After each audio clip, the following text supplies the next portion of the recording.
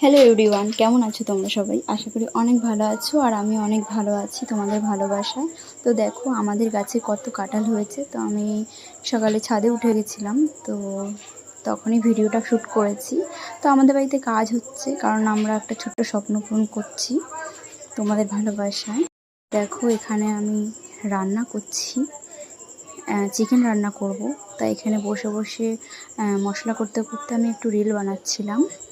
তারপরে দেন আমি এখানে তোমাদেরকে বলছিলাম যে আজকে আমি একটু দেশি চিকেন রান্না করছি, তো সেটাই তোমাদের সাথে দেখাবো আমি।